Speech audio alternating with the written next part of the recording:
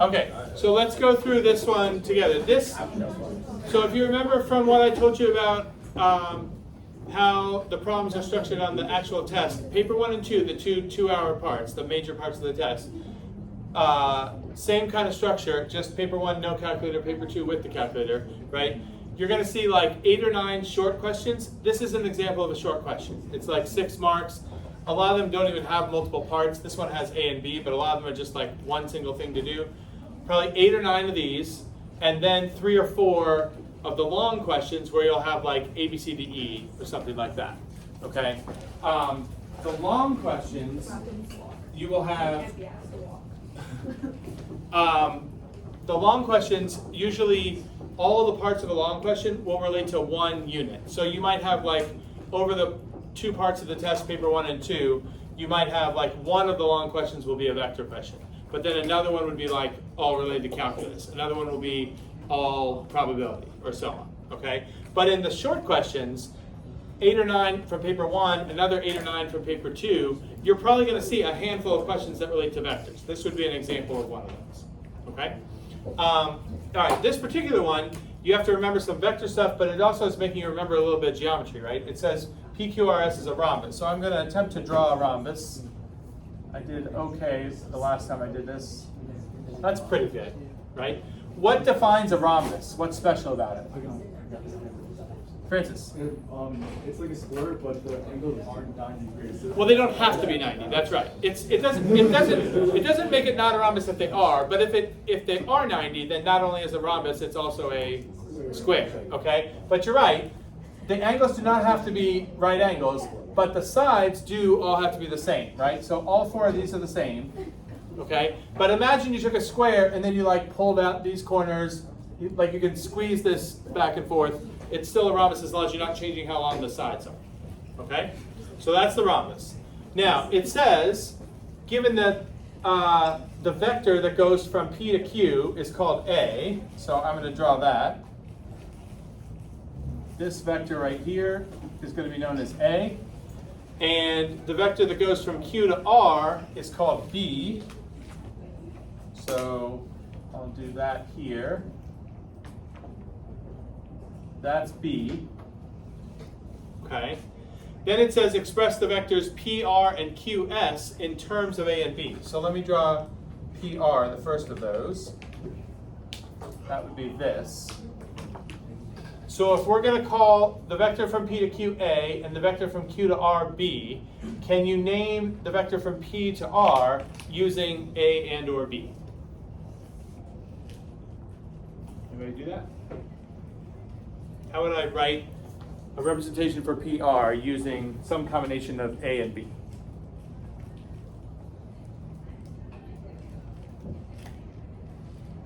Can you think in terms of adding vectors together, Shans?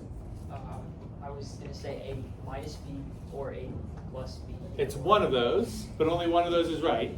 Which one is it? When you add vectors visually, do you guys know the head to tail method? Is that ringing a bell? Like, if you're adding vectors together, you draw the first, and then you start the second one where the first one ended, right? That's what's going on here, right? You have A, and then you're starting B where A ended. This is B.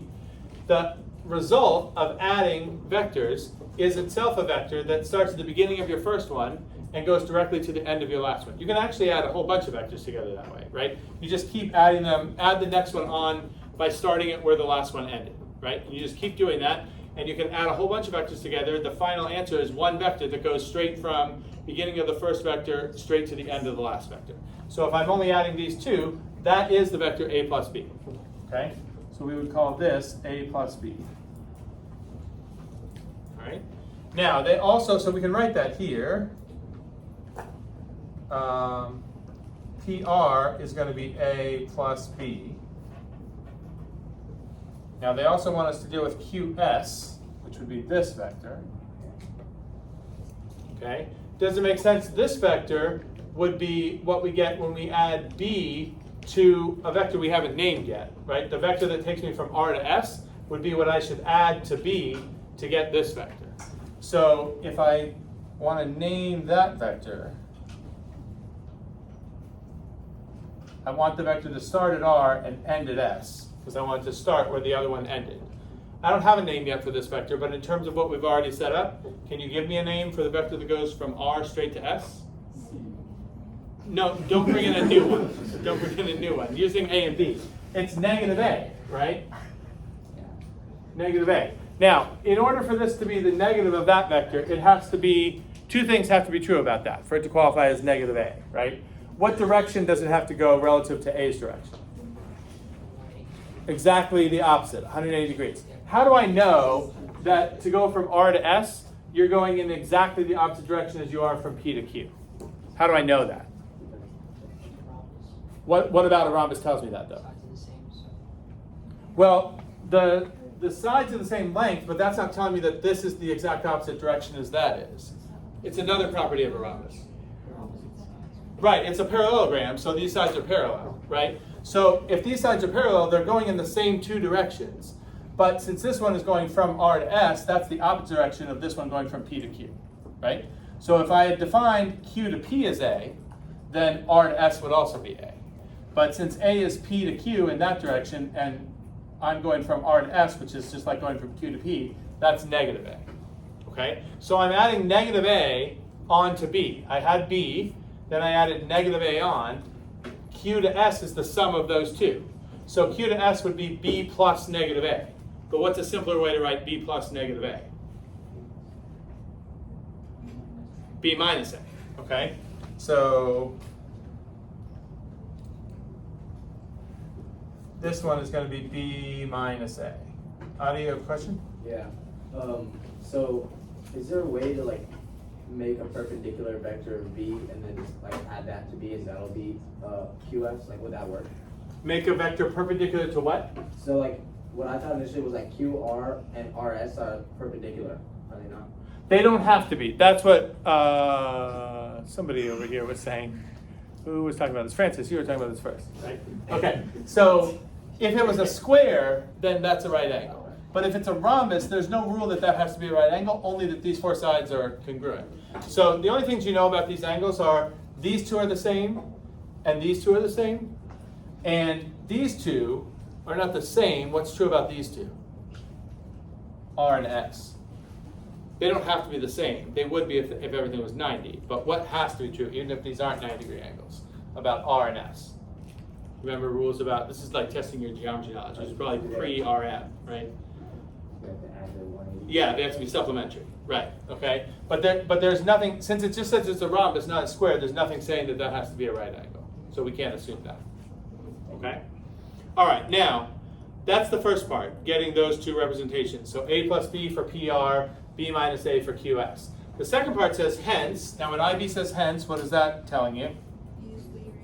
Right, something that you already used. So we're going to use those two representations.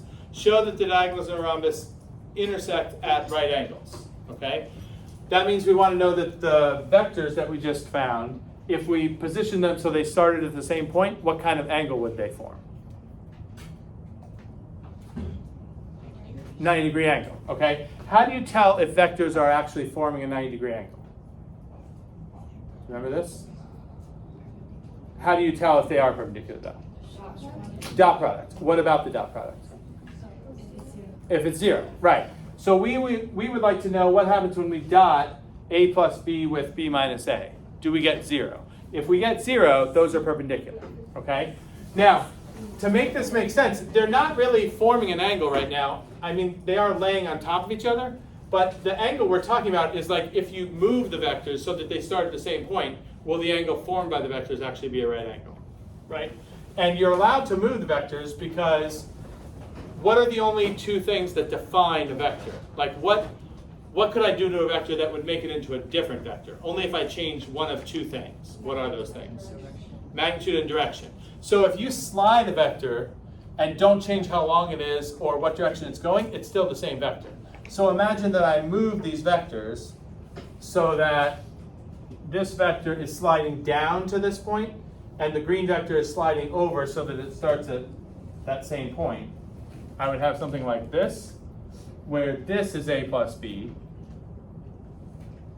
and this is b minus a. Okay? And I want to dot those together. Now this is kind of like combining algebra with vectors. You're going to do what amounts to like a FOIL problem here. It's a plus b dotted with b minus a. So you treat this like FOIL, except everywhere that you would say times, the times you mean is dot product, right? So this would be a dot b minus a dot a plus b dot b, and then minus b dot a. Does that make sense? Everywhere that you would be saying times, you're using dot product as your form of multiplication. Okay, now we're saying we want to show that this comes out to 0. If we can get this to be 0, it means those vectors are actually making right angles, right? So can you see anything I could do here to simplify this towards getting it to be equal to 0? Can we get at least part of the way there here? How does this whole thing turn into just a 0? What's the first thing you can easily do here? Maggie? Cancel out a times b and b minus b times a. Okay, a dot b and b dot a, their dot product has what property that we're about to use here? A dot b and b dot a? It's commutative, okay? I'm just showing, if you don't remember this, it's going to be in the notes I show you in a little bit. But dot product is only based on multiplying and adding, and those are both commutative. So the dot product operation itself is commutative. So a dot b and b dot a are the same thing, but this has a negative sign in front of it and this doesn't. So they're going to cancel each other out. Okay? So that leaves us with b dot b minus a dot a. Now that's still not 0. Uh-huh. Wait, can't you do it with like the pointy brackets and then you do a times a plus b, where a times b plus b times negative a? Because I think that's how we did in MB, So say again what you're doing. with like the pointy brackets. What do you mean by that? This stuff? Yeah. This is like when you're representing the vector. So I could say A is like A1, A2. Is that what you're thinking of? Yeah? Yeah, I mean, that is a way to represent the vector. The problem is we don't have any context for that here. Like, we don't have anything to put in for this. Right? Like, we're not given specific A and B vectors. All we know is A, I right? think it's been too long since I've done this. Yeah, it's okay. It's going to come back to you quickly. Do you know what you get when you dot a vector with itself? 2 times. What? 2 times b, like 2b. Is that- No. Now remember, when you do any dot product, what kind of answer do you get? It's a number, right? It's not a vector. Is it a magnitude? It's related to a magnitude. That's very close. Do you know what you get here? You get the magnitude of b. I have to make one more adjustment here. Square? Yeah. Okay, and if you forget that, thank you. That's in the notes. That's coming in just a second. Okay? When you dot a vector with itself, the number that you get is the square of whatever the magnitude of that vector was. So I'm doing that twice here. This b dot b is magnitude of b squared, and this a dot a is magnitude of a squared. Okay? Now that still doesn't get me 0. How do I get to 0? A equals b. Well, the vectors are not equal, but something related to the vectors is equal. The magnitude of a. The magnitudes are equal, right? How do I know the magnitudes of a and b are the same? It's a rhombus, and A is representing one side and B is representing the other side. The length of the side is the magnitude of the vector. So magnitude of A and magnitude of B here are the same. Not in general, but here they are, right? So in this problem, I can replace magnitude of A squared with another magnitude of B squared, and that's how I get to 0. Okay? Now, I used a bunch of things there that you might be thinking like, I don't really remember why that's true. If that's the case, pay attention to the notes, because the notes today, I don't think I'm going to say anything in these notes that you haven't seen somewhere before between your vector experience in pre-cal, vector stuff you've done in physics, and some of you in MVC, you've done even more vectors there, right? So combined with all of that background, I don't think I'm going to be breaking any news with vectors in this stuff. But I might be saying stuff that you're like, oh yeah, I remember doing that a while ago, but it's been a long time. you're going to want to be familiar with it so you can answer questions like this, which will come up on the HL test. Okay? All right, so let me go through the notes part of this.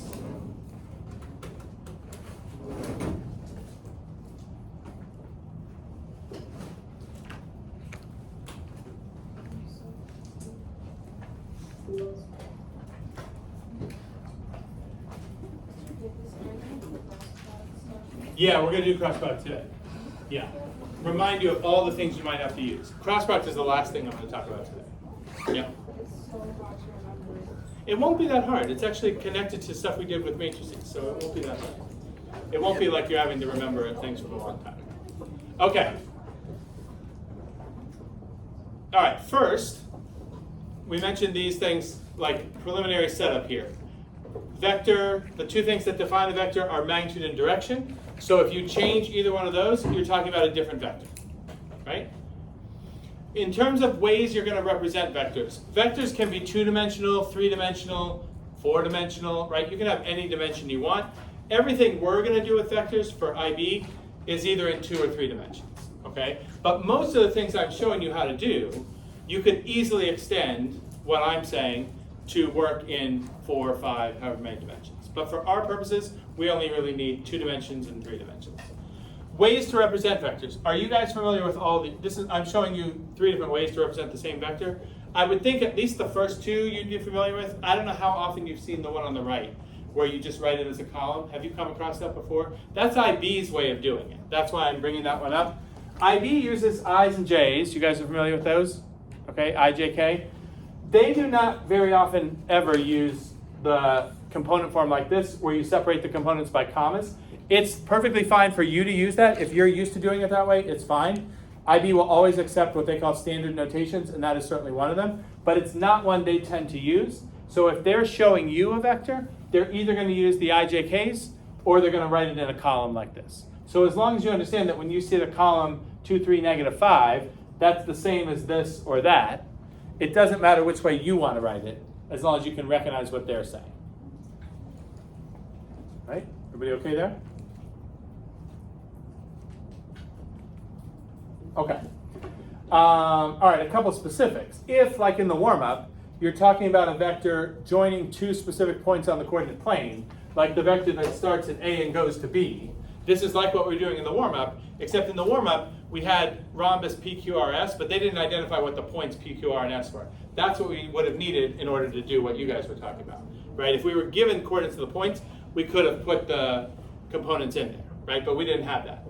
If you do know that, if you know what A's coordinates and B's coordinates are, you can make the vector by just subtracting the endpoint coordinates from the starting point. Or you subtract the starting point coordinates from the endpoint coordinates, right? You start with the final value and subtract the initial value in each dimension.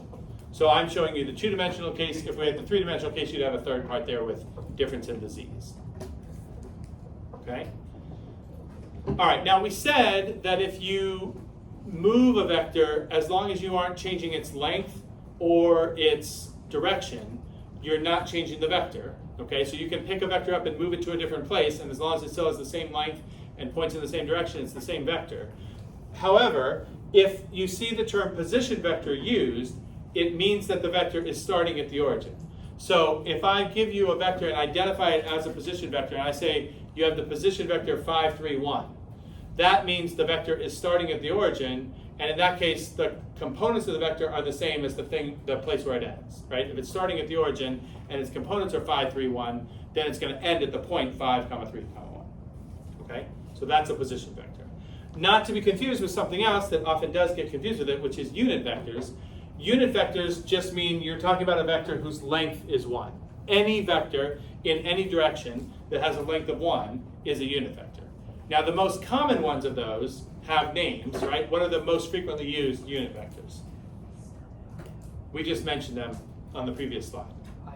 IJK, okay? But those are not the only unit vectors, okay? IJK are used most commonly because those are the unit vectors that go in the X only, Y only, and Z only directions.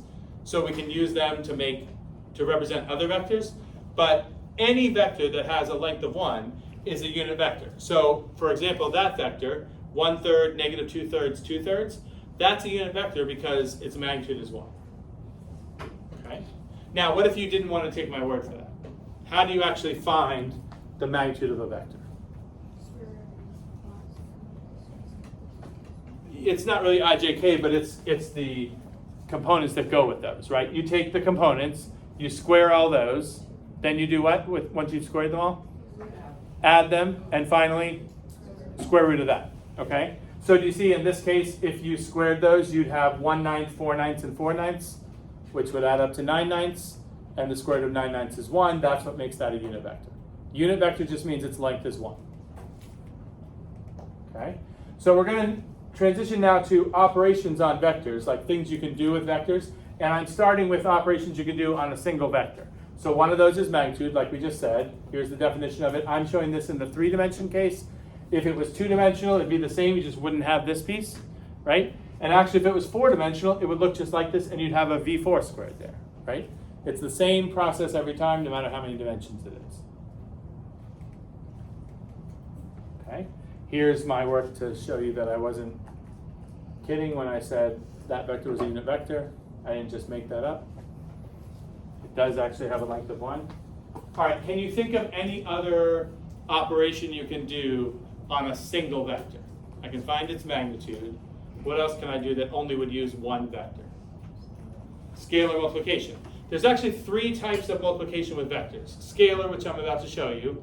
Another one that we just did in the warm-up, dot product. And the third that you were just asking about, cross product. Okay, so we're going to talk about all 3 of those, but we'll start with scalar multiplication because that's the only one where you only need one vector. Okay, so what do I mean by scalar multiplication? Here's a vector A. How do I do scalar multiplication with A? 4A, right? You take a real number times the vector. If you take a number times a vector, what do you get? Number times vector equals a vector. How is the new vector different from the old vector?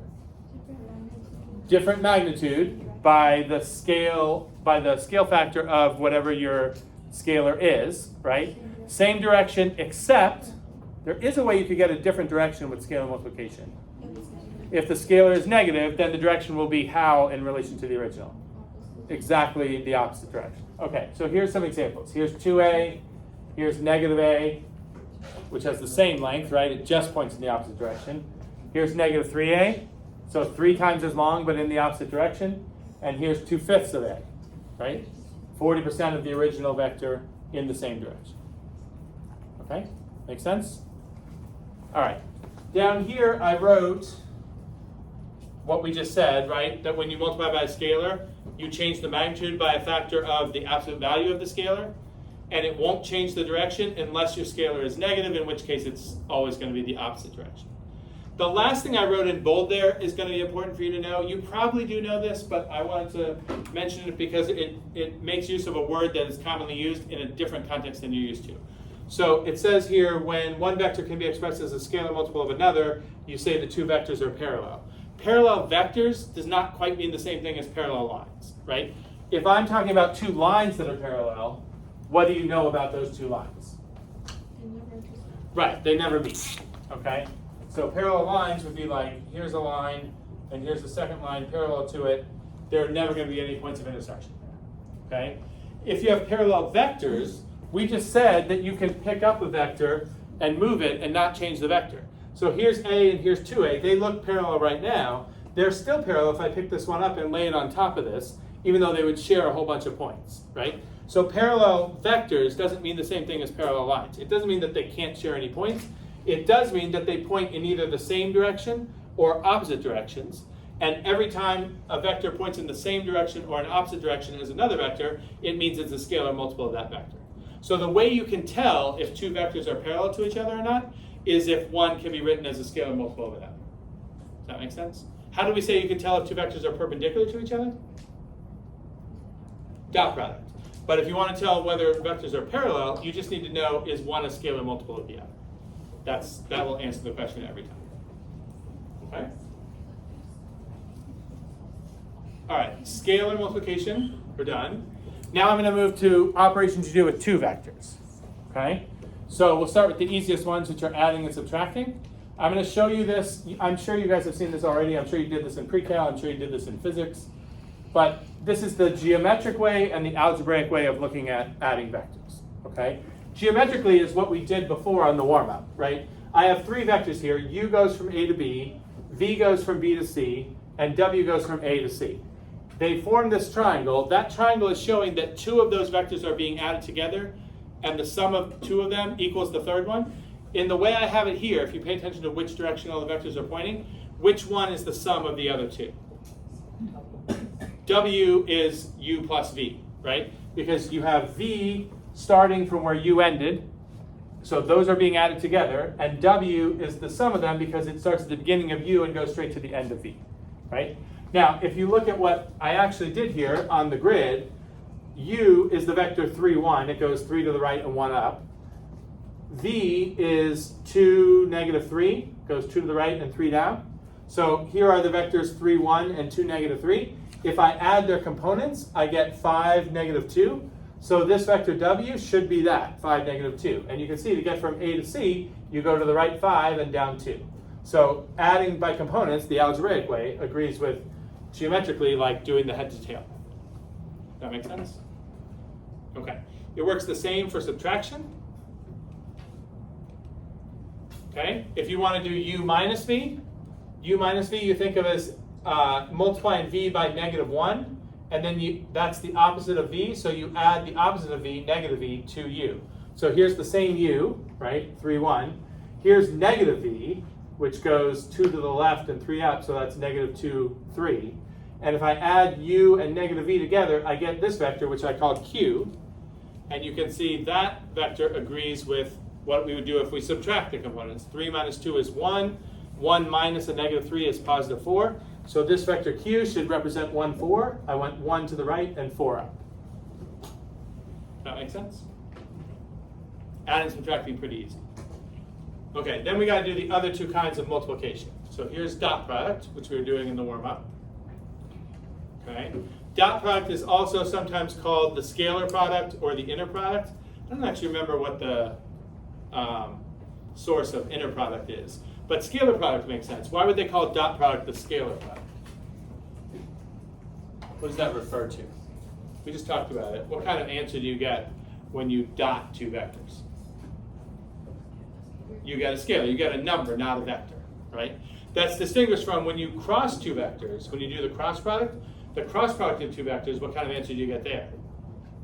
A vector. So cross product is sometimes called vector product, dot product is sometimes called scalar product, based on what kind of answer you get when you do that operation, okay? So here's the three-dimensional version of dot product, okay? You can dot vectors in any dimensions as long as the two vectors have the same dimension, right? So you can dot two 3D vectors together, you can dot two 2D vectors together, you can dot two 4D vectors together. But you can't dot a three-dimensional vector with a two-dimensional vector, okay? When you dot two vectors, you multiply their like components, so A1, B1, A2, B2, A3, B3, and then you add those together. Where have we just, well not just, but where have we done something like that a little while ago? In the matrix unit, doing what? When did we do something that looks just like that? What were we doing with matrices? Multiplying. Yeah, when you take like row of the first matrix times column of the second matrix, if you think of those two things as vectors, you're doing exactly that, right? That's why the number of things in a row had to match the number of things in the column in the second one, right? It's this idea. Okay. All right, properties of dot product. A couple of these we talked about in the warm-up. We said this, right? If you look at, if this is how A dot B is defined, B dot A would be the same three products, B1, A1, B2, A2, B3, A3. That's the same as this. And you're adding them, so you're going to get the same answer. So dot product is commutative. We point that out because cross product is not. Okay. And then the other property I just used with you on the warm-up was this one. Dotting a vector with itself gives you a number that's equal to the square of the magnitude of the vector. So look what happens if I do A dot A. I get A1, A1 plus A2, A2 plus A3, A3. That's A1 squared plus A2 squared plus A3 squared. That would be the magnitude calculation, except what have I not done yet that you need to do for magnitude? Square root. So if you're missing the square root, what you have right now is the square of the magnitude. So that's always going to happen. If you dot a vector with itself, you get the magnitude of that vector squared. Okay? All right, we're not going to dwell on the derivation of this. I'm thinking you may well have done this when you were in pre-cal, when you talk about law of cosines, and you also have a vector unit in that class. There's a formula, and this formula is in your packet, so you don't have to remember it, but it's useful when you need to find out information about the size of the angle made by two vectors, okay? So if you're given two vectors A and B, and you position them so that they start at the same point, they're going to make some kind of angle like this. If you want to find the value of that angle, you can find it because the angle is tied to the dot product. Dot product, the number you get when you do the dot product, is the same number you would get if you multiplied the lengths of the two vectors together and then multiplied by the cosine of whatever angle that is. Okay? Now, let's think about something here for a second. If you take any two vectors and position them so they start at the same point, what is the range of theta values that you could get for the size of the angle between those two vectors? How small, how big could that angle be? What's the smallest you could get? 0. Because if your two vectors were scalar multiples of each other and they pointed in the same direction, they're going to go in the exact same direction. There's no space there. That's an angle of 0. What's the opposite of that? 180 if they point in exact opposite directions. And everything else is something in between, right? Okay, what can you tell me about the cosine function between 0 degrees and 180 degrees? What does it do? Right, it's positive in quadrant 1. When you get to exactly 90 degrees, what's the cosine of 90? 0. And then for quadrant 2 angles, bigger than 90 but less than 180, cosine in that whole range is negative. So look at this. These lengths are always going to be positive, right? This is never negative. But cosine can be positive or negative. So if the dot product is the product of these positive lengths times the cosine, whatever sign the cosine has, the dot product will have the same sign, right? So that tells you if the angle is obtuse, like this shows, and the cosine is negative, the dot product will also be negative, right? If they were making an angle like this, where cosine would be positive, then the dot product will also be positive. And if you're right in between those, like the transition between the acute angles and the obtuse angles, where you're right at 90 degrees, cosine of 90 is 0. So you can tell, like roughly how the vectors are oriented with each other. Like, is this angle formed acute, right, or obtuse? Just from the dot product. The sign of the dot product will tell you that, right? If this is positive, you have an acute angle. If it's negative, the angle is obtuse. And if it happens to be 0, like we already said, that only comes up when the vectors are making an exact right angle with each other. Okay? All right, so I gave us an example to do this with. Here's that formula rearranged if you have to actually find the angle. So on IB, you have to do this on the exam a fair amount. It depends on whether you're on paper 1 or paper 2 sometimes. On paper 1, because this cosine value might be messy, on paper 1, they might just ask you to find the cosine of the angle and not the angle itself, unless the cosine came out to something that you were supposed to recognize, like root 3 over 2 or root 2 over 2 or something like that. Okay? If it's on paper 2, though, they may have you go all the way to finding what the actual value of theta is. So here's an example of that. Okay? If the vector A is 3, this is roughly the scale, right? Vector A, that looks like about 3, 1. Vector B, negative 2, 2, right? It seems like they're making an angle that's greater than 90 there, right? Do you see if you dot those two vectors specifically, 3, 1 and negative 2, 2, what's the dot product of those two? Negative 4, okay? So the fact that you got a negative number says, yes, this is obtuse for sure. But if you need to know the exact value of it, then we have to do the rest of the formula. So cosine would equal negative 4 over the product of these lengths. How long is this vector 3, 1? Root magnitude of 3, 1?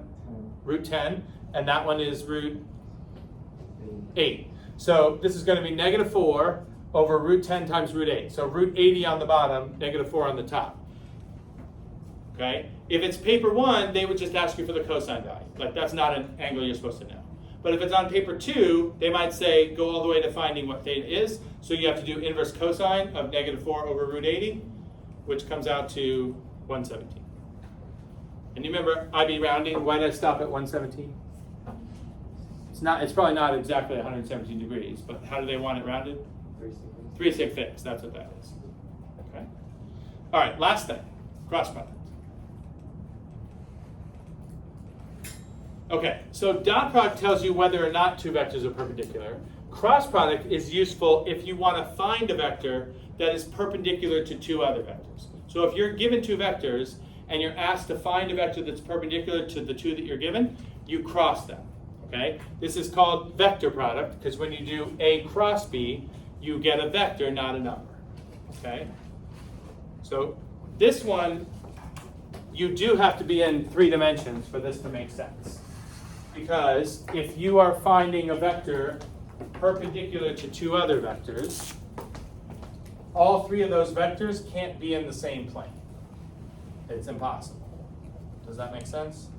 Like if I have vector A here and vector B here, and I want a vector that makes right angles with both of these, do you see I can't draw anything on the board that would make a right angle with both A and B at the same time, right? I could make a right angle with A, or I could make a right angle with B, but none of those in the board would work for both of them at the same time. The only way you can get a vector perpendicular to both these at the same time is to come out into a 3rd dimension, right? So there's actually 2 directions that a vector could point in to be perpendicular to both of these at the same time. One is out toward you guys, and the other is back through the board, right? Have you learned how to tell if I do A cross B? Because remember, cross product is not commutative. So A cross B is the opposite of B cross A. So one of these, A cross B, comes out this way, A cross B or B cross A, and the other one goes through the board. Do you know how to tell, like the way I drew A and B, would A cross B come through the board or come out toward you? Do you know what this is? You guys are doing it. It's right hand rule, right? So it's like you take your right hand, you point it in the direction of the first vector, and you curl your fingers towards the second one, and your thumb is pointing in the cross product direction. So A cross B comes out towards you, but B cross A would go through the board, right? Okay? And then to actually calculate the cross product, you're doing something you should also recognize from the matrix unit, right? You're doing that 3x3 determinant, where IJK is always your top row. Then this order matters, right? If you're doing A cross B, the A components have to be in the second row, the B components have to be in the third row. Okay? This is also in your packet, but in a weird way. This is what they give you in the packet. The packet's a little bit stuck here because the packet says you don't have to know about matrices. So it cannot show you this because someone who's never learned about matrices has no idea what that means. So they like wrote out the thing here. One thing that's a little tricky is, do you remember J's in the negative spot? So they like secretly flip the determinant in this middle one because the J is negative, right? And if somebody has never learned about matrices, they would be very confused by why that one seems backwards from the other two. But for you guys, you know what this means. I would just use this. I think this is one place where you're probably not going to use the packet. You just set up your normal 3x3 DJ. Okay.